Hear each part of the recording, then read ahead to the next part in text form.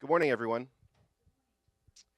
Julia Taylor Rayz is an assistant professor and assistant department head in the Department of Computer and Information Technology here at Purdue. Her primary research interests lie in natural language understanding, knowledge discovery and representation, and computational recognition of salient information in text, as well as in uncertainty management. Kathryn Siegfried-Spellar, is an assistant professor in the Department of Computer and Information Technology at Purdue, where she studies the personality characteristics and socio-legal factors associated with cyber deviance, including internet crime against children. She is also a member of the Tippecanoe High-Tech Crime Unit and assists the Tippecanoe County Prosecutor's Office with criminal cases involving internet crime against children. Today, they will present a talk titled Predators Meet AI, Assisting Law Enforcement with Crimes Against Children. Please take a moment to silence all electronic devices, but feel free to tweet with us using the hashtag Dawn or Doom. Thank you and enjoy. All right. Okay, so just making sure you guys can hear me. Thanks for the mic too. All right. So I'm going to start us off looking at the kind of psychological perspectives of online predators, and then my colleague Julia is going to step in and cover the machine learning and natural language processing. So we can learn a lot from South Park. So yeah, it's important. So one of the things that I want to talk about today is the difference between kind of the myths and reality of what we talk about online predators, or individuals that are interested in meeting kids in the real world to have sex. And so this is actually a really old example. You can still find it online and watch it. It's an episode from NAMBLA. So NAMBLA stands for the North American Man-Boy Love Association, which is a real organization that fights for what they believe is the right to have consensual relationships with minors. So Cartman here is fed up with, I'll kind of give you a quick summary of the story. Cartman's upset with his friends from school. He wants to meet older friends that are more mature. So of course the first thing he does is go on to his computer. And he goes on to some different websites, one of them called Older Men Interested in Younger Boys. And he's thinking perfect. So he logs in, meets a friend, and when the friend meets him in the real world, brings him candy and of course Kama Sutra books. And so the point of this is that this is the stereotype that we think of. We think of the kind of the creepy old man, creepy grandpa, uncle is our predator. And that's not what we're seeing in statistics, and that's not what we're seeing in the real world. So think about kind of this episode, and my goal is to show you guys what we're actually seeing. So one of the first things is that online enticement or solicitation of minors is actually a subcategory of what the National Center for Missing and Exploited Children, NCMEC, calls online exploitation. So this includes being groomed by somebody, being asked to send photos back and forth. So a lot of kids now have access to web cameras. Your cell phone has a camera on it. It's really easy to take selfies and then send that to somebody online. And so that's one of the things we're seeing is predators asking kids to send photos. We're also seeing that, again, there are still some of those cases where a predator wants to meet with the kid in the real world. We're also seeing just having conversations that are sexual in nature, which is illegal, but on kind of the, if you looked at the risk of it, you would probably say that that isn't as high of a priority to investigate versus one where the person is going to be contact offending and wanting to meet that person in the real world. The last one, too, is actually convincing kids to sell the pictures to them. And so they might say, well, I'm willing to pay, or I'm willing to give you something in return. So there was a recent case where one of the online predators through YouTube actually convinced a child to take photos of himself in order to get a password into a video game so he could play at an advanced level for wizards. And this kid was 8 years old. So again, children don't see photos of themselves being worth anything compared to the password for a video game. So that's kind of the environment that we're dealing with today. The FBI estimates around 750,000 adults are seeking sex with minors daily. And we're also seeing about 1 in 25 kids will report that they actually received a solicitation to meet up in the real world. So statistically, this is a big issue that we need to deal with. The National Center for Missing and Exploited Children says that there's actually 3 different types of solicitations that occur online. The first one they consider the category called sexual. Essentially means that there isn't really a desire to meet up in the physical world, but they're having sexual conversations. And so this is much more cyber sexting. Okay?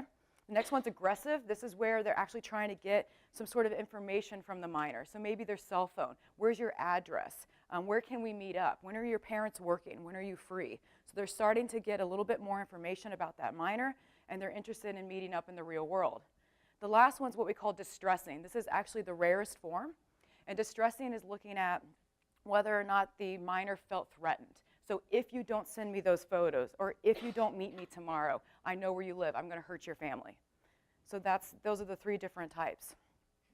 So this is a relatively old study from 2014. What NEMIC did is they actually interviewed minors and they interviewed youths, and they said, okay, what are your experiences when it comes to online solicitation, right? Online enticement. Well, only 3% in 2010 said that they had actually received an aggressive solicitation. Aggressive meaning, I want to meet you in the real world.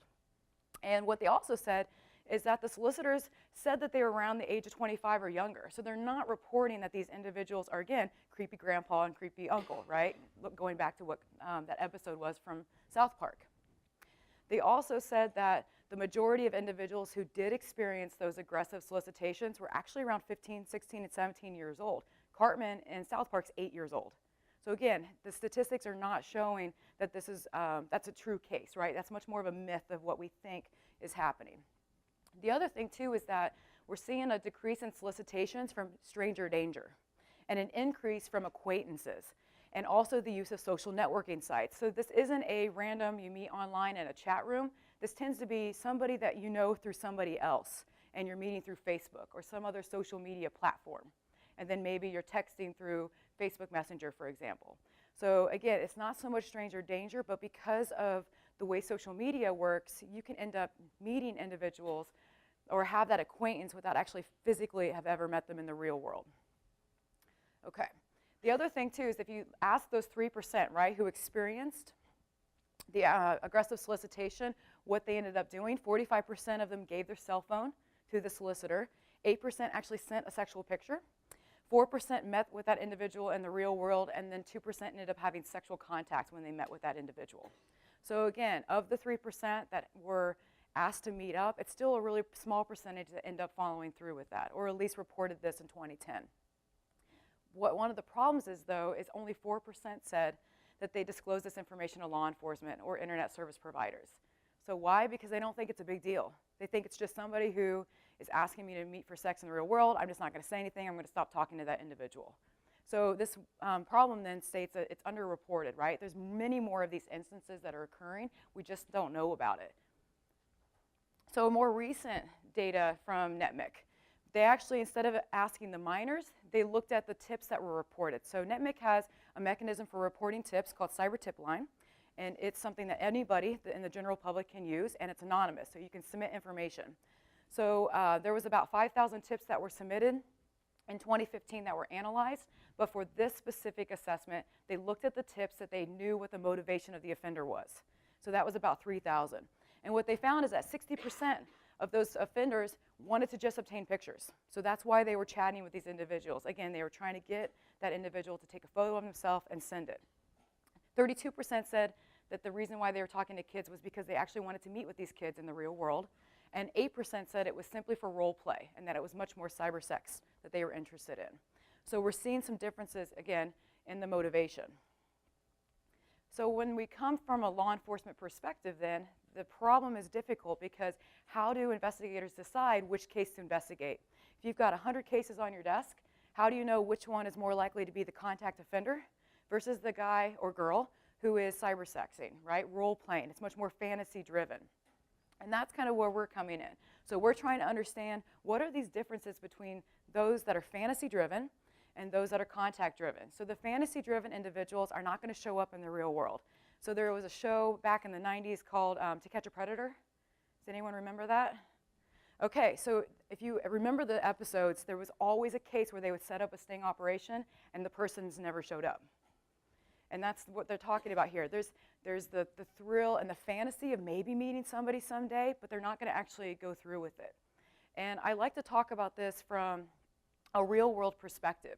So yes, you know, these fantasies are illegal. Having solicitation or soliciting minors for sex is illegal, but we all have fantasies that we probably would never engage in. So normal fantasies in the real world, like threesomes, for example. I mean, these are things that people have probably thought of, but you're never actually going to do it. You would never go through with it. So that's what we're talking about here. How do you identify the offender that's a contact-driven, dangerous offender versus the one that's fantasy-driven? Still illegal, but they're not going to show up in the real world. And so, again, that's kind of what we've been looking at. So one of the things we can do is say, all right, well, what's the role of grooming? So what is the process of grooming? Well, one of the problems is that we think it follows this kind of model here where it starts with friendship forming, going to relationship forming, risk assessment, exclusivity, and then sexual stage. But that's not actually what we see when you start analyzing the chats or when you start looking at conversations. So nobody follows this perfect model. So instead what we're seeing is, yes, start friendship forming, hi, how are you, the basic conversations. But they're going to sprinkle in the sexual stage and exclusivity or the risk assessment stage throughout. They're going to ask, you know, do your parents work late hours? Are you home alone a lot? Do you have siblings? They're going to start asking these types of questions. That's the risk assessment. They're also going to start asking about sexual stage. They're going to maybe send a photo to the minor of some adult pornography. They might ask the minor, what is your sexual habits, or what things have you done in the past, or what are your experiences? And they'll, again, start asking those questions throughout with the goal of becoming more and more sexually driven so that by the time you get to, again, that exclusivity stage of our relationship is special. Don't tell anybody, right? This is a secret. Nobody will understand our relationship. So that's why we can't tell anybody. And so that's how a lot of these minors keep it a secret or end up not telling somebody that they're having these conversations. We also see, again, that's what I mean by testing the waters, by sprinkling that sexual stage throughout the conversations.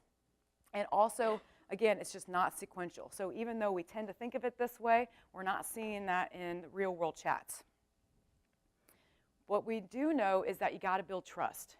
How does the offender convince a minor to show up in the real world? How do you get somebody to meet with you in an or some sort of secret location, or even invite the offender over to your house? You got to build trust. So we started thinking, okay, what are the types of minors that are going to be targeted? We know from the literature it tends to be minors that have a poor family, like social support system. You know, maybe minors that are dealing with some depression, feelings of loneliness. And so again, that's why they might be online looking for some of those relationships to be filled. And we thought, well, what do adults do? Like, what do we do every single day when we build relationships with others? How do we build trust with the person that we call our best friend or our significant other? And we saw in the literature, it's something called self-disclosures. So it's this idea that I share a story about myself. And by disclosing something personal, I hope you will share something similar. And if you do, we tend to bond more quickly over something like that. And so we hypothesized then, well, why wouldn't offenders do this, right? Why wouldn't the contact offender maybe use self-disclosures as a technique?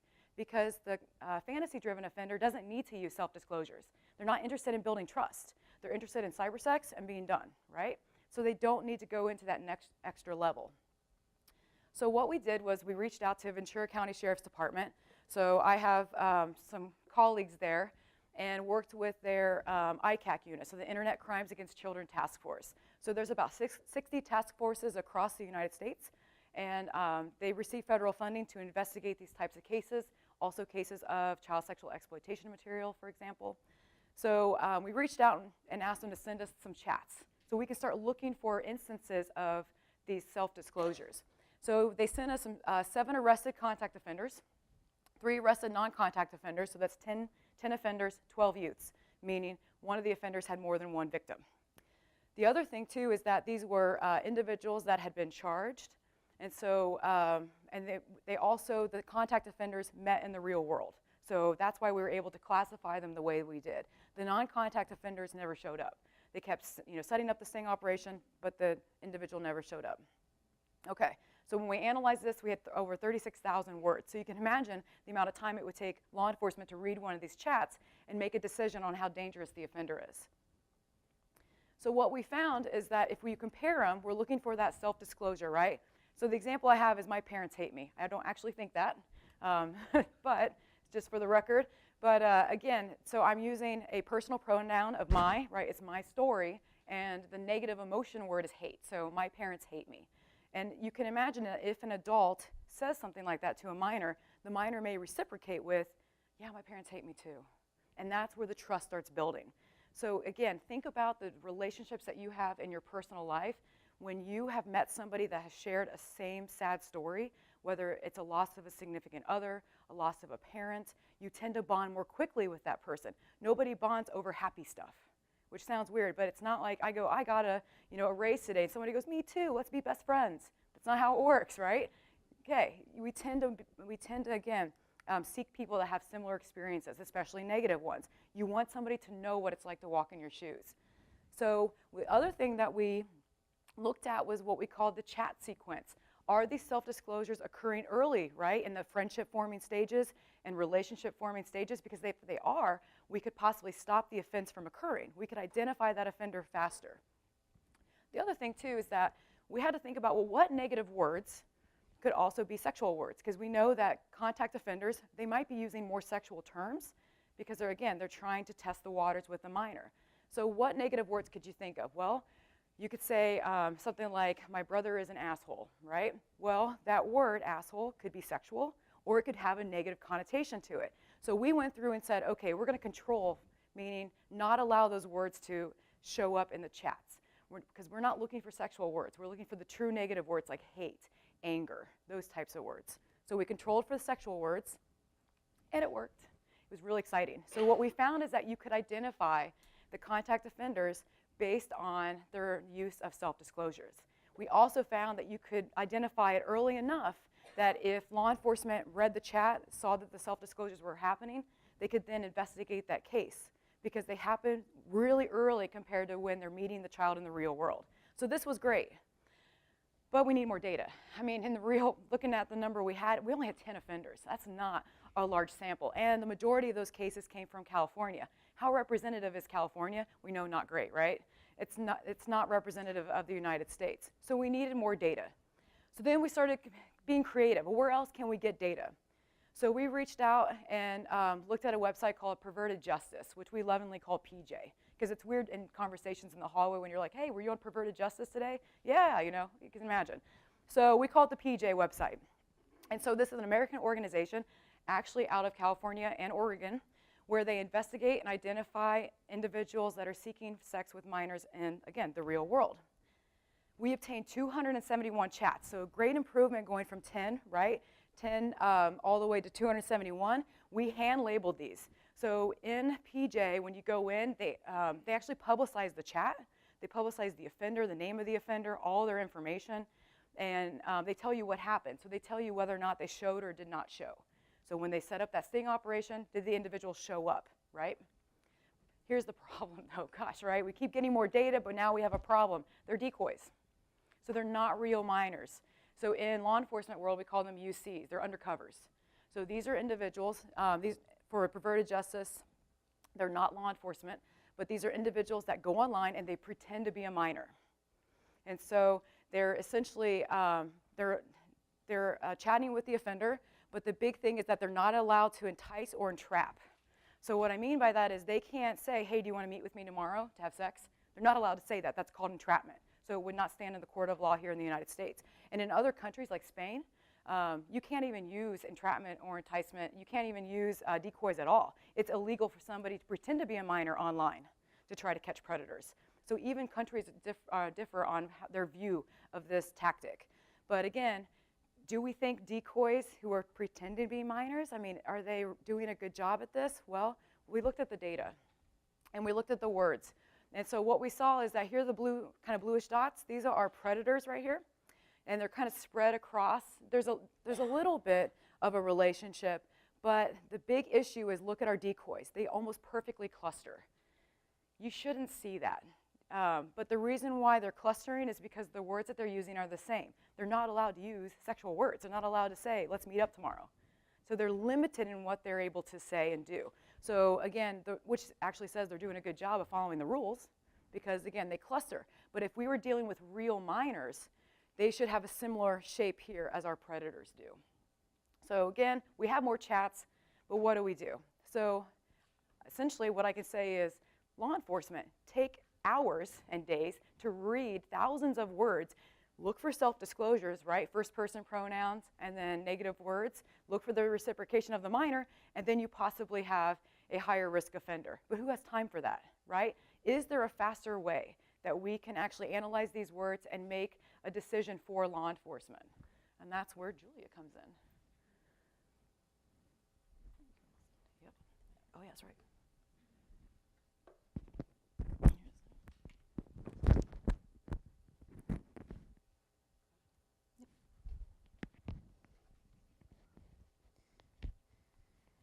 So in case you haven't figured out yet, we have a collaboration between a psychologist and a computer scientist, or somebody who can work with people and somebody who understands computers.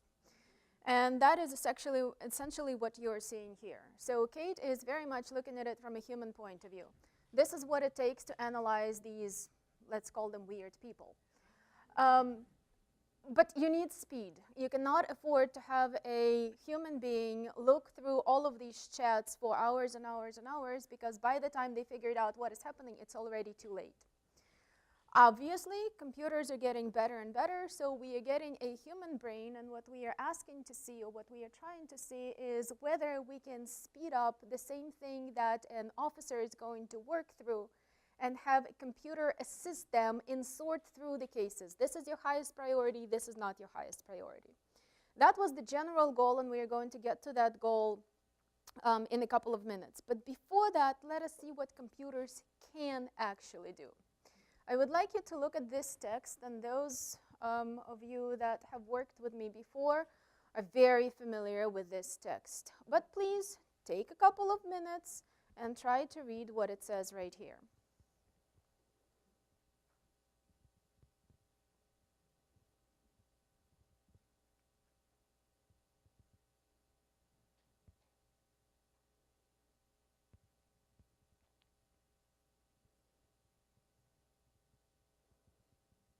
I'm starting to see confused faces.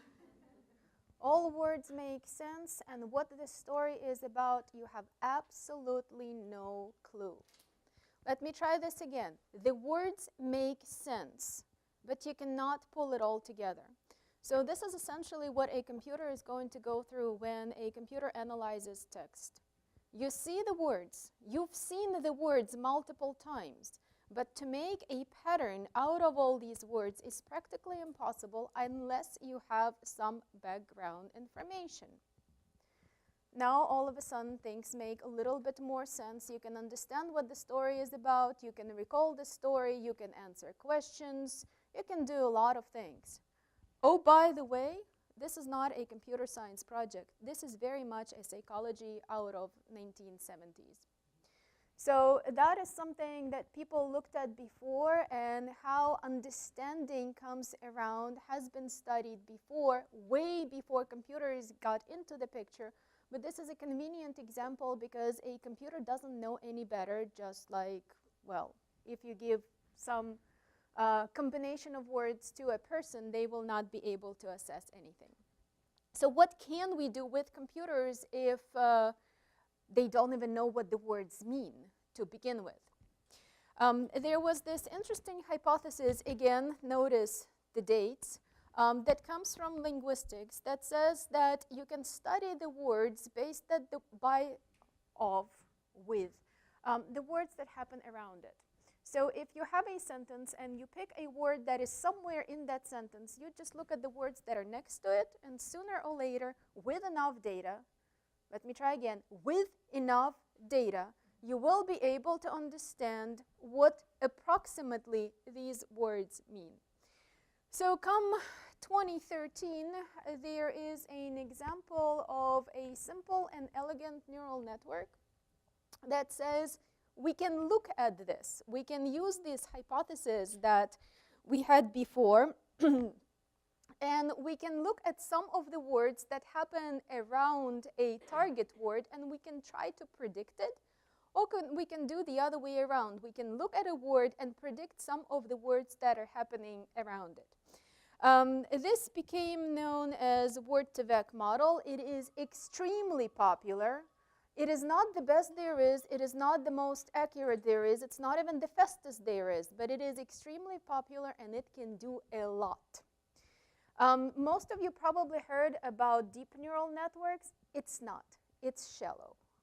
So it's not as powerful as it could have been, but I want you to see what you can do with little, just little tiny architecture of neural network when your data set is powerful, and their data set was very, very powerful. So the way it works is you have a sentence. Let us look at this simple sentence. You select your target word. This is the word that you wish to learn.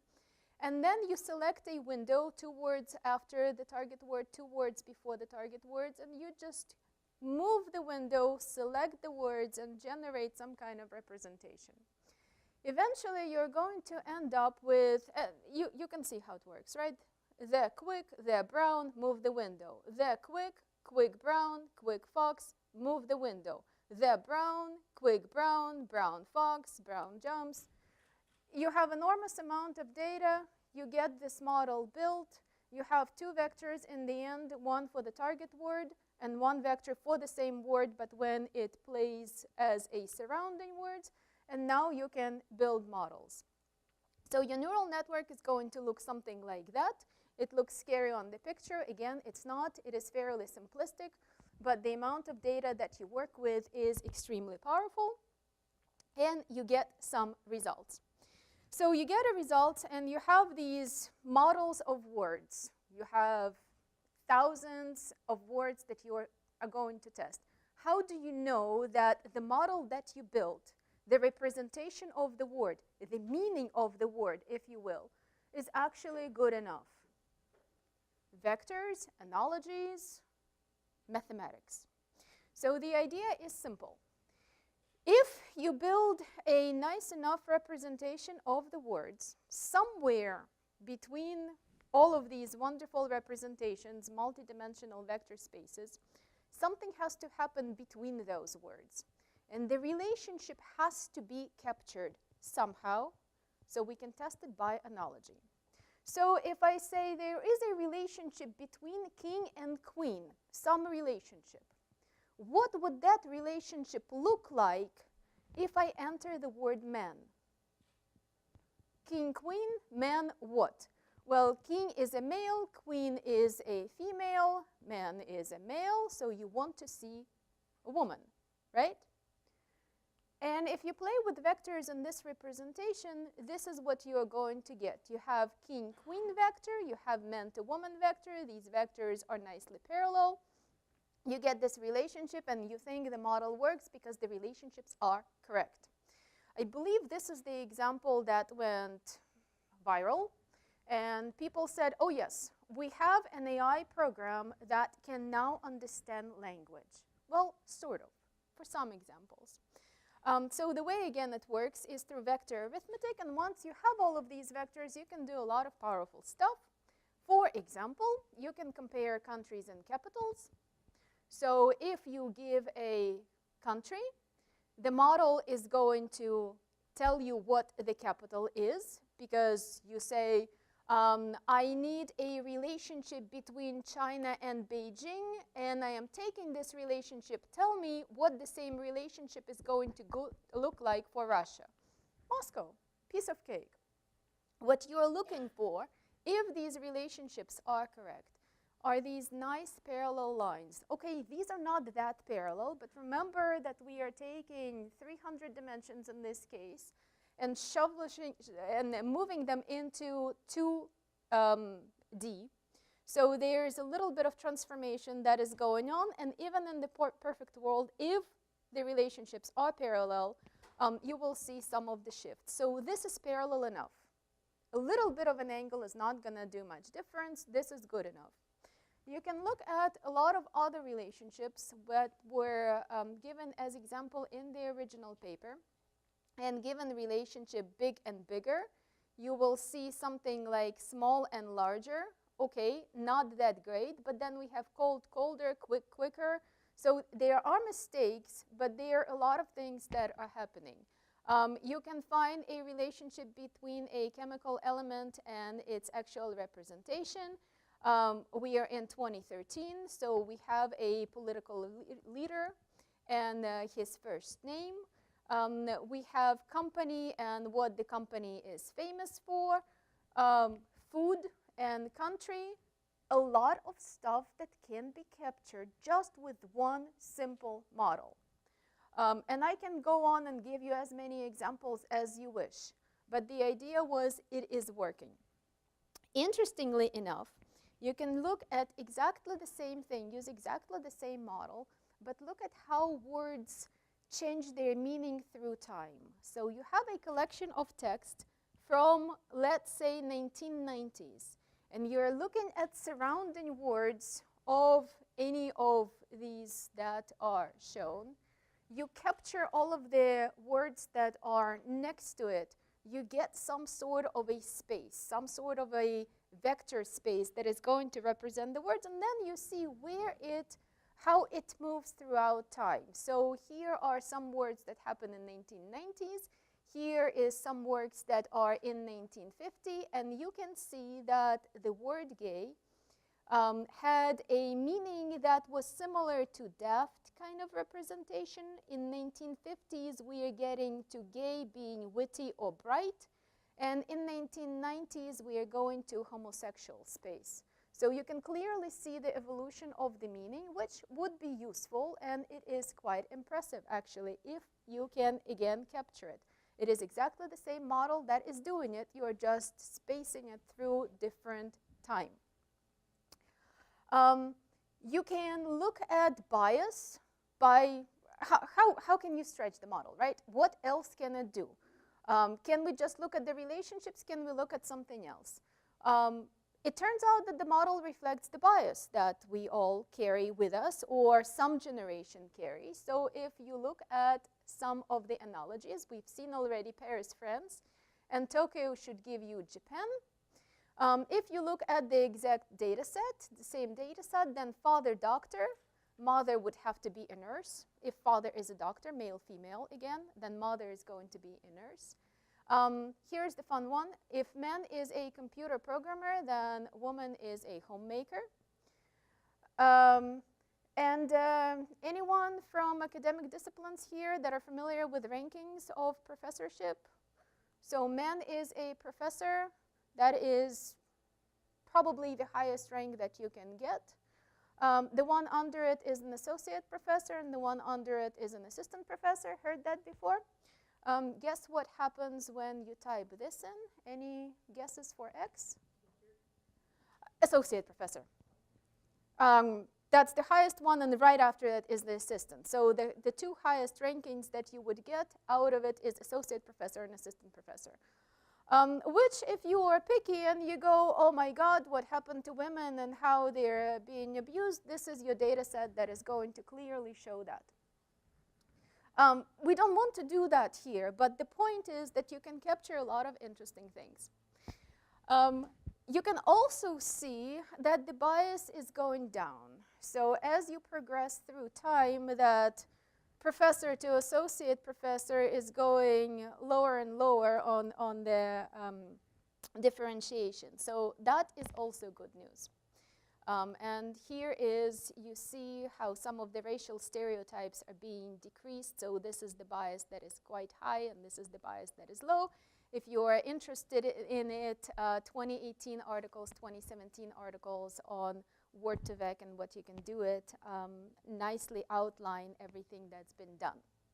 So does it always work? Again, remember that if it works, you want to see nice, clear, parallel lines similar to this. And if you dig a little bit deeper, which is our friends in cognitive science did, it doesn't quite work out. So if you're looking for a relationship, something like soldier and a gun, a nice and clear relationship, you have a model that can be learned quite well.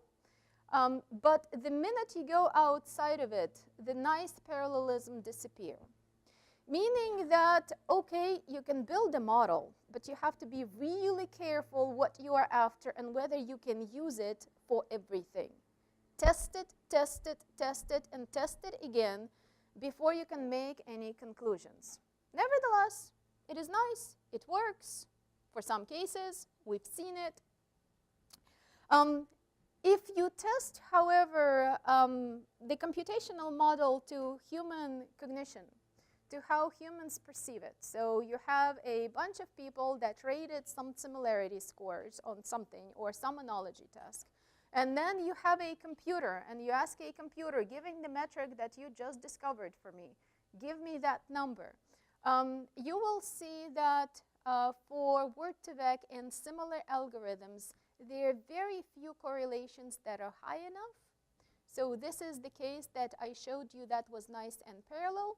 The rest of them are not quite high, and sometimes you get negative scores. So this is for word2vec. This is for another program that works for our purposes similar enough. There are some differences, but we don't need to worry about that. But again, there are some negative correlations with human cognition, which is not necessarily a good thing. If we are comparing how humans perceive things, humans are very careful as to what direction they take an argument.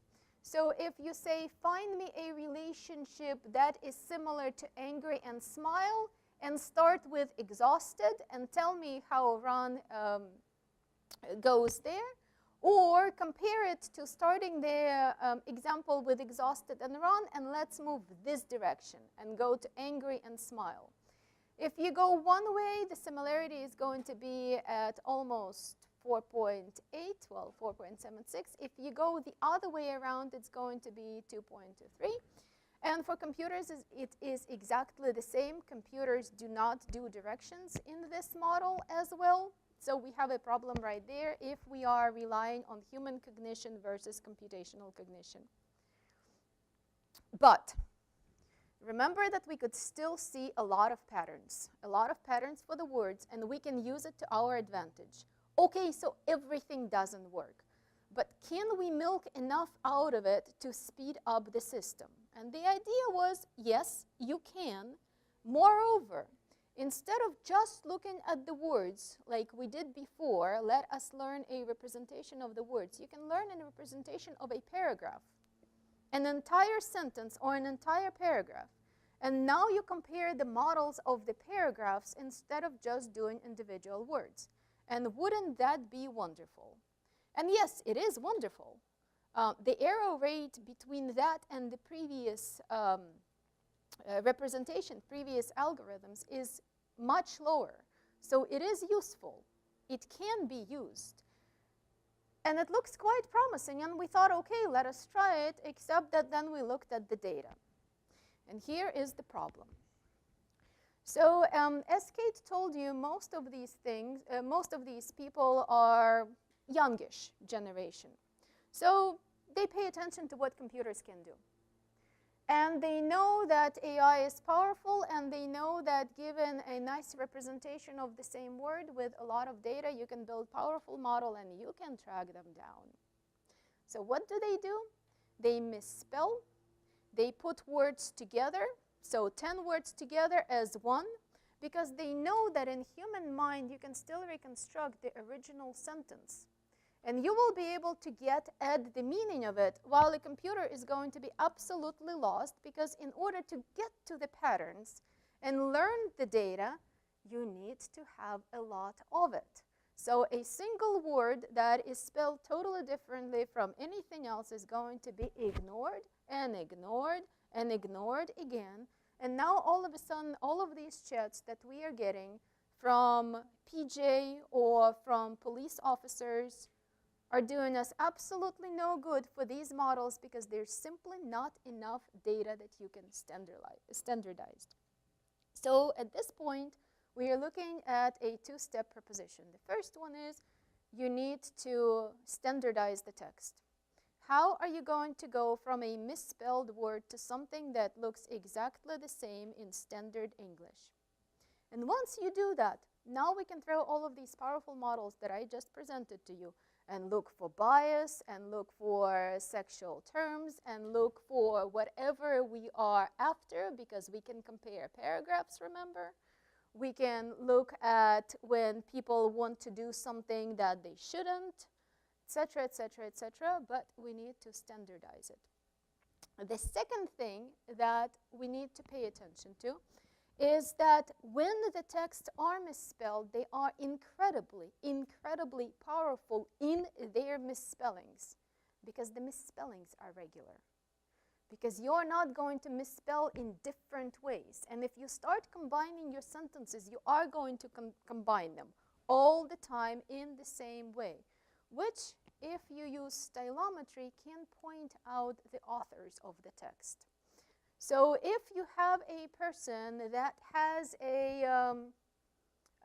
some particular name on Facebook and another name that he goes by on Twitter, you can combine those two names just based on the style in which they text, or so the theory goes.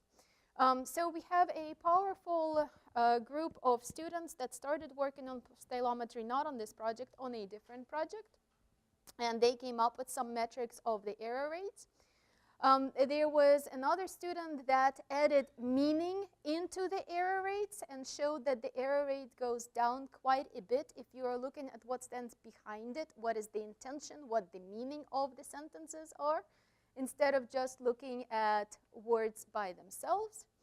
And now we have very talented students that are working on a system in which we are trying to combine all of that knowledge together with all of the text that we are getting from police officers and rank it in such a way that they can look at cases that should be prioritized.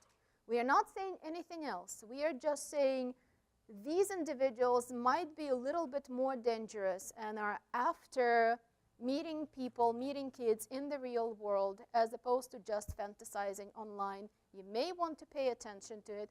Oh, by the way, these two usernames match. Here you go. And that's pretty much where predators meet AI and how we are going with this. And I think at this point, we are going to take questions with the premise that if you have more data, if you know anything about it, please send it to us. We will really appreciate it because AI is data-driven. Thank you.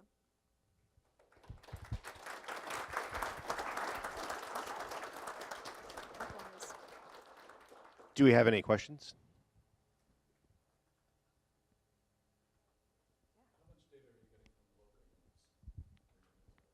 That's a question for you.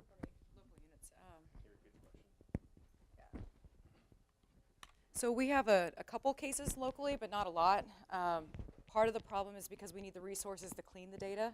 So normally the data is what we call dirty, meaning that there's images of kids in it, which is illegal for them to send to us. So you know, that's part of the reason why Ventura County is a larger police force. So they had a criminal analyst that was able to clean the chats, remove the predator's name or the offender's name, remove the victim's information, all of that stuff. So that way we didn't have that information when we were analyzing it. Yeah. So normally the larger agencies are going to be able to give us the chats. But we have a couple from the local agencies. Yes, massage might be the wrong word to use in this context, but as you massage the data about people who are seeking actual contacts, can you differentiate in any way between those who are just looking for sexual contact and those who might be sexually violent predators? So we haven't looked at the violent component of that yet. But, I mean, that's something, if we know what words to look for, in theory, right, you could tease that out. As long as there is research that shows these are the patterns that you are after, this is the pattern that you are looking for in text, we can do it. But this is where Kate should come in first and say, yes, I looked at the text, and this is psychological theory, and this is what we are after.